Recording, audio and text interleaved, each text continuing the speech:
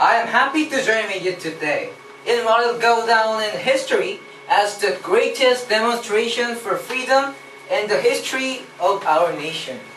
5 stories ago, a great man in whose symbolic shadow we stand today signed the Emancipation Proclamation.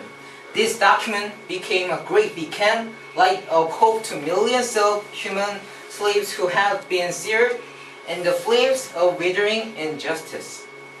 It came as a joyous daybreak to end the long night of their captivity. As we walk, we must make the pledge that we shall always march ahead. We cannot turn back. I say to you today, my friends, so even though we face the difficulties of today and tomorrow, I still have a dream. It is a dream deeply rooted in the dream of all of mankind. I have a dream that one day this nation will rise up and live out the true meaning of its creed. We hold this truth to be self-evident that all men are created equal. I have a dream that one day my 4 little children will one day live in a nation where they will not be judged by the color of their skin, but by the content of their character. I have a dream today. I have a dream that one day every valley shall be exalted, every hill and mountain shall be made low.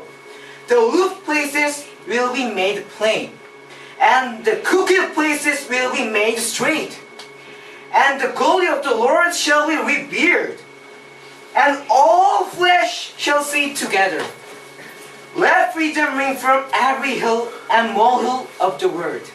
From every mountainside, let freedom ring. And when this happens, we allow it to ring.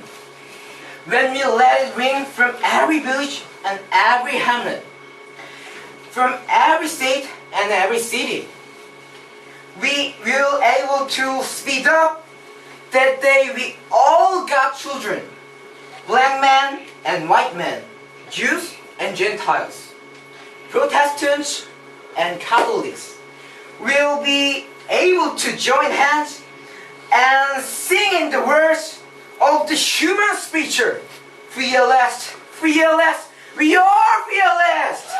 Wow.